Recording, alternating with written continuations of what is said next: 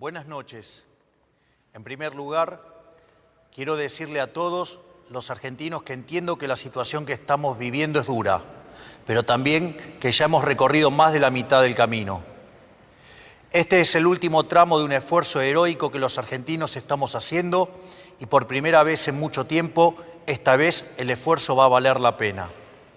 En segundo lugar, hoy estoy aquí, rodeado de nuestro equipo económico, encabezado por el ministro Luis Caputo y el presidente del Banco Central, Santiago Bausili, para anunciar algo que hace tan solo unos pocos meses parecía imposible en la Argentina.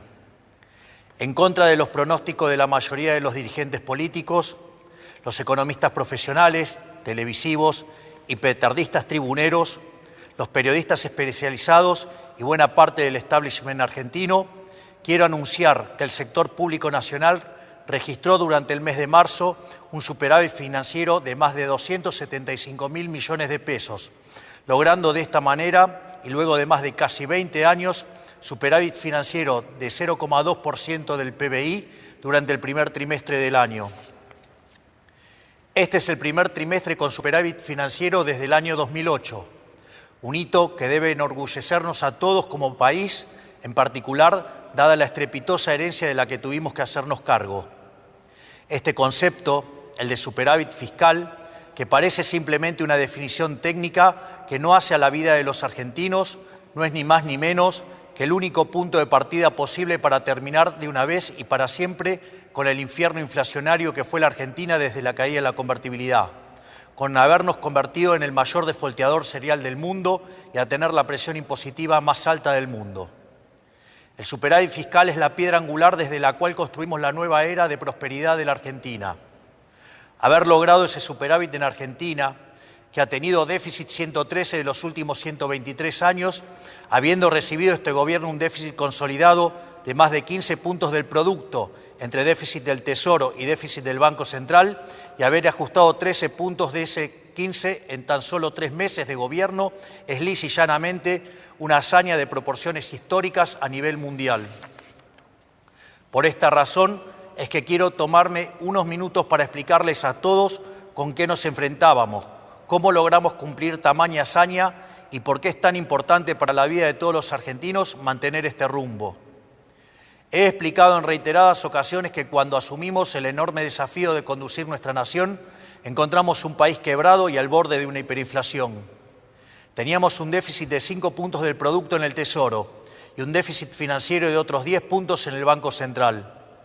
Teníamos una brecha cambiaria de casi 200% entre el dólar oficial y el dólar libre y un sobrante monetario similar al que teníamos en la previa del Rodrigazo, una de las peores crisis de nuestra historia. Sumado a esto, teníamos una deuda no reconocida con importadores por más de 50.000 millones de dólares y una deuda en pesos por el equivalente a 90.000 millones de dólares. El acuerdo con el Fondo Monetario Internacional estaba caído y durante la primera semana de nuestro gobierno la inflación venía corriendo al 1,2% diario. Es decir, asumimos el gobierno con la inflación corriendo al 7.600% anual, con un sobrante monetario y un banco central quebrado que hubiese llevado la inflación al 15.000% anual. Esto significa que asumimos el gobierno con un sobrante monetario peor al del Rodrigazo, una destrucción del balance del Banco Central peor que la hiperinflación del 89 e indicadores sociales peores a la de la crisis del año 2001, lo cual significa que nos enfrentábamos a la peor crisis de la historia de nuestro país. Por eso, desde que asumimos, nos enfocamos en dos cuestiones esenciales. En primer lugar, dijimos que la causa de todos los males en la Argentina era el déficit fiscal, ya que producto de la obsesión de los políticos argentinos por gastar lo que no tenemos y agotando las fuentes de endeudamiento y la suba de impuestos, recurrían a la emisión monetaria, que es la única y probada causa de la inflación. Tomamos el toro por las astas y anunciamos desde el primer día que con nosotros se acababa el déficit y en consecuencia se acababa la emisión monetaria y la inflación. En segundo lugar, dijimos que dada la gravedad de la situación que habíamos heredado, los argentinos no teníamos tiempo para un nuevo experimento gradualista y avanzamos en el programa de estabilización de shock más ambicioso de nuestra historia. Así es como hemos logrado alcanzar el superávit financiero en tan solo un mes de gobierno, un hito que no tiene parangón en la historia del mundo occidental.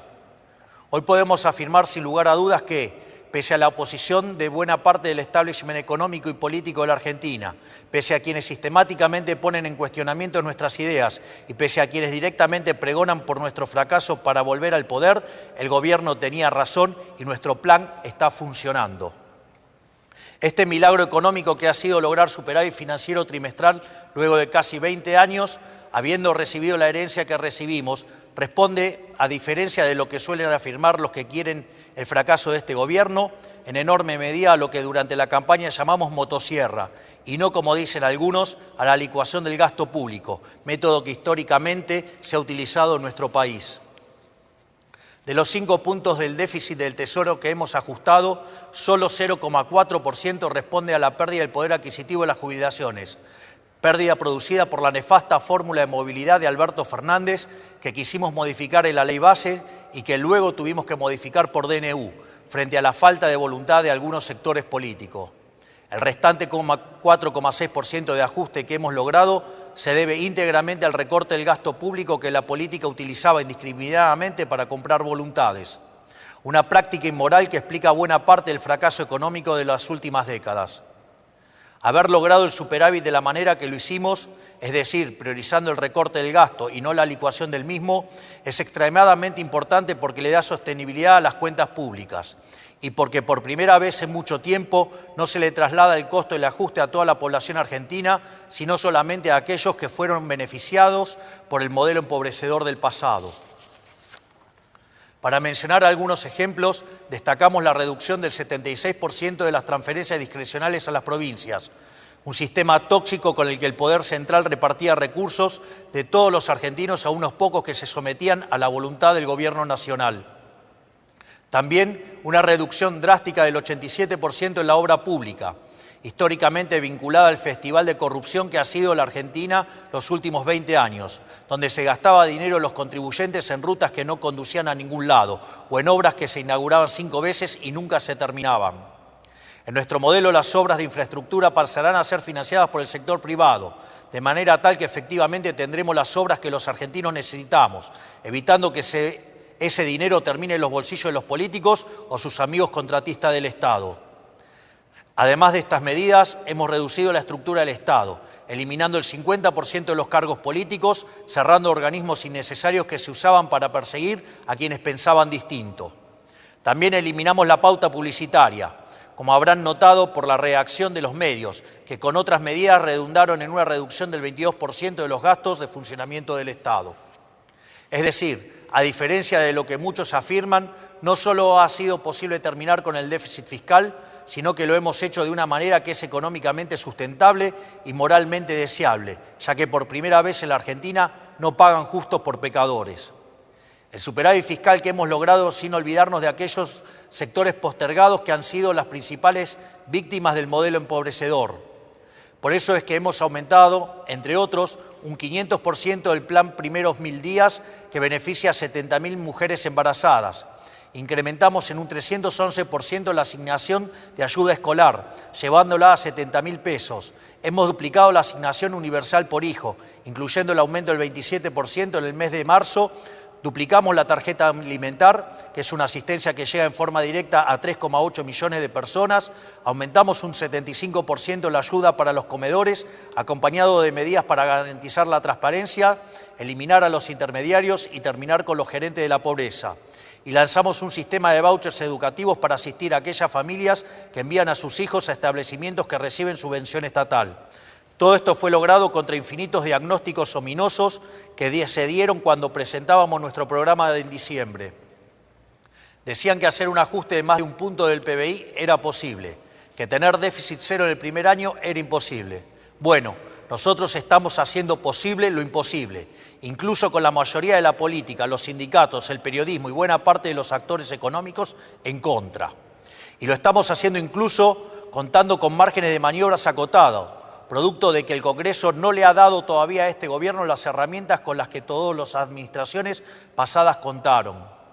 Este resultado fiscal no es solo un número en una tabla del Ministerio de Economía, sino la garantía de un camino sostenible y consistente para terminar con la inflación para siempre en la Argentina. No es casualidad que la inflación se esté desplomando y todos los meses el número de inflación sea menor al esperado. particularmente en el mes de marzo, que en teoría iba a ser el mes más difícil para las cuentas públicas. El dato tal vez más acabado que muestra lo acertado de nuestro rumbo es que asumimos con una inflación mayorista mensual del 54% en diciembre, que en términos anualizados implicaba 17.000% anual y que hoy se encuentra en torno al 5% mensual. Sabemos que todavía queda mucho camino por andar, pero no hay ningún secreto: si el Estado gasta más de lo que recauda y financia este faltante con emisión monetaria, entonces habrá inflación. Esto es ley de la historia. Si el Estado no gasta más de lo que recauda y no recurre a la emisión, no hay inflación, no es magia. Estos son conceptos que ya han sido largamente demostrados a lo largo de la historia de la humanidad y que en la Argentina se rechazan por una razón muy simple. Los políticos quieren gastar mucho porque son los principales beneficiarios de ese gasto. Eso con nosotros se ha terminado. Para nosotros, la única tarea del Estado es proteger la vida, la libertad y la propiedad de los argentinos, para que cada uno pueda ser arquitecto de su propio destino. El requisito fundamental para lograr ese objetivo es garantizar un orden económico sano y estable. Esos son los cimientos sobre los que se construye el resto del edificio.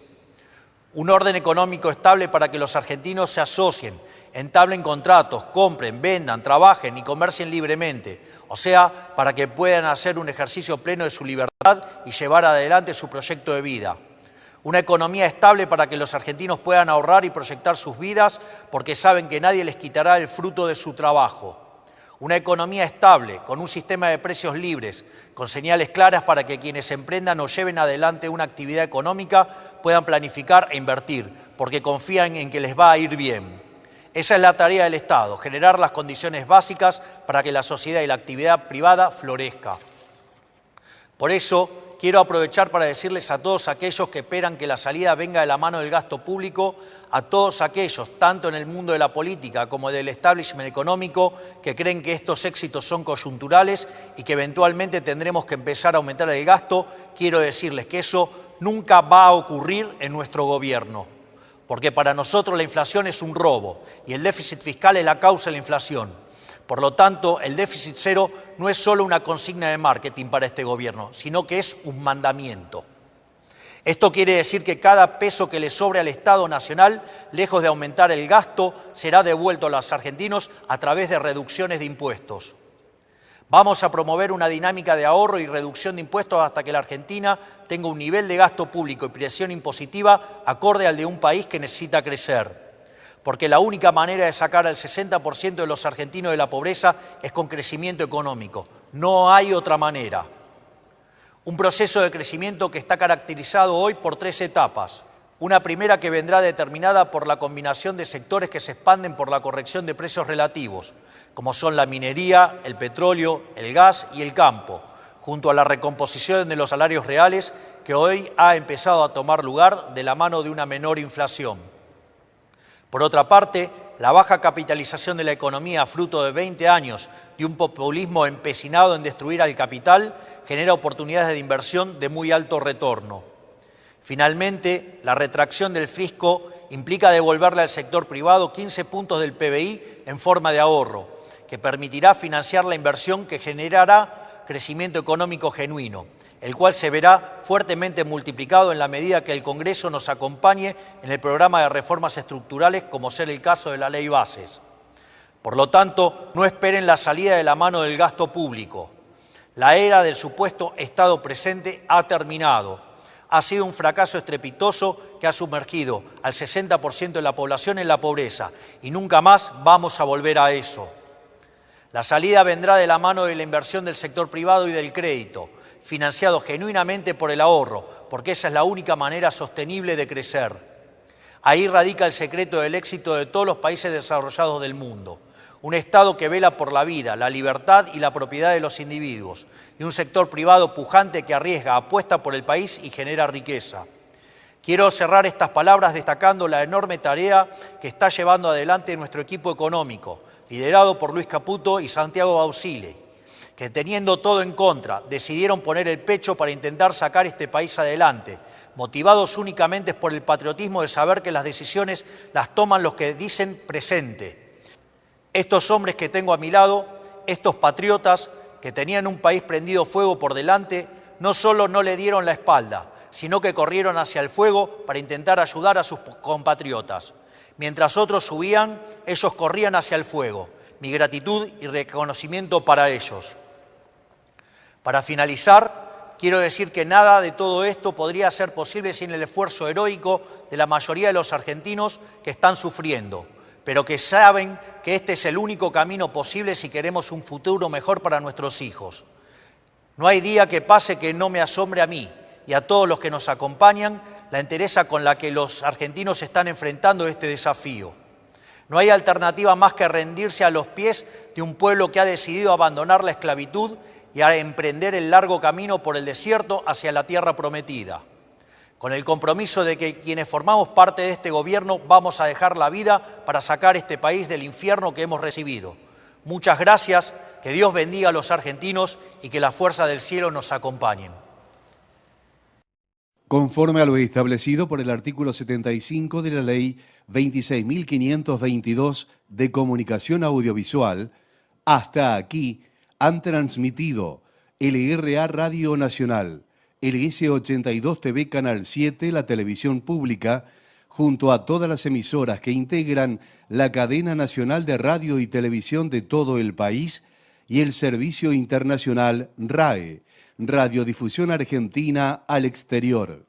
Con motivo de haber finalizado el mensaje del señor Presidente de la Nación, doctor Javier Milei, a todos los argentinos, las emisoras participantes continúan con la transmisión de sus respectivos programas. Muchas gracias.